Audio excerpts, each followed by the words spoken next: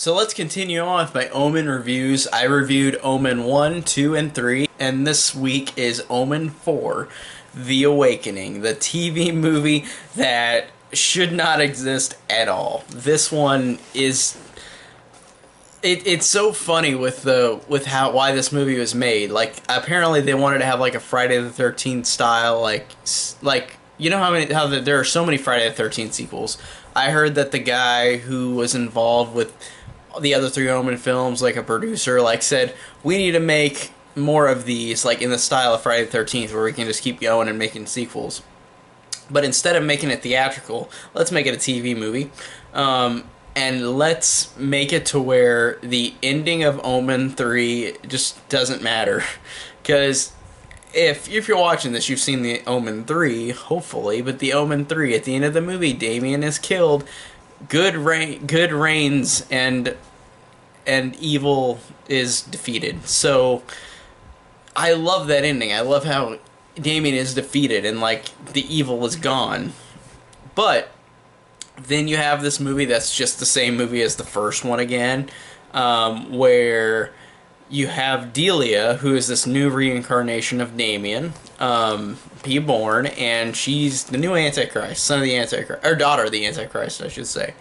And it's funny because this one, I always, like, I've seen it before. I've seen it a couple times, but rewatching this one again, I forget. This is a TV movie, but I can give this a couple positives. At first glance, this doesn't fully feel like a TV movie. I actually do appreciate that this movie has a budget.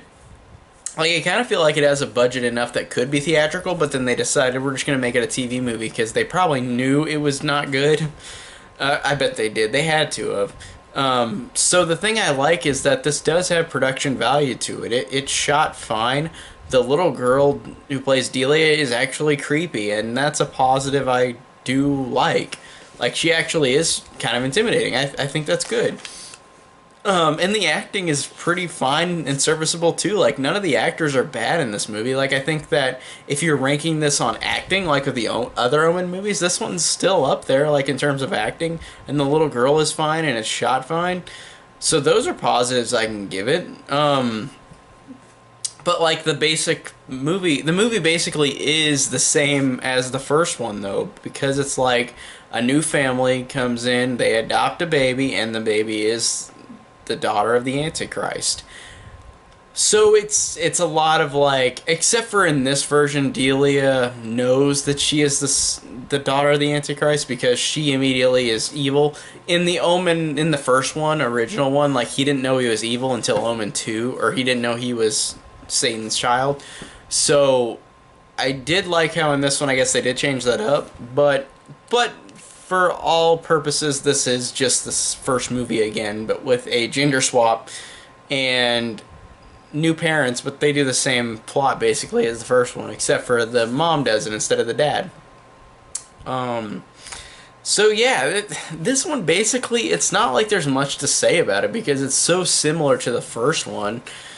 There's really not much to even point out. It's just really a shallow sequel that it's not the worst thing ever, like people say. I don't think it's good at all. I don't think this is a good movie, but I don't think this is like a detriment. Like, I think it's just its biggest negative for me is that it's extremely pointless. Extremely pointless.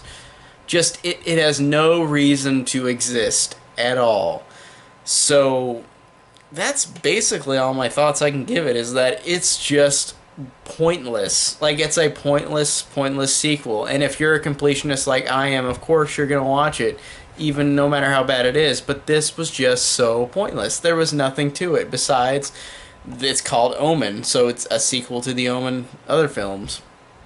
And they do reference Damien the Thorn, and they do reference the other movies, but still, it's like, it's very flaccid at that attempt. It's just like, there's a couple references just to make it connected, but it's just pointless. It's a pointless movie. Not the worst movie ever, but I can see why people think so, but I don't think so. I just think that this is a shallow, pointless direct-to-TV sequel. So that's my thoughts on the Omen 4. Really not much to say about it.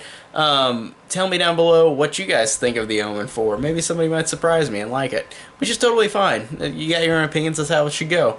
But tell me down below what you think of Omen 4. If you like this video, check my links down below, Patreon, Twitter, Letterboxd. And thank you guys again so much for watching.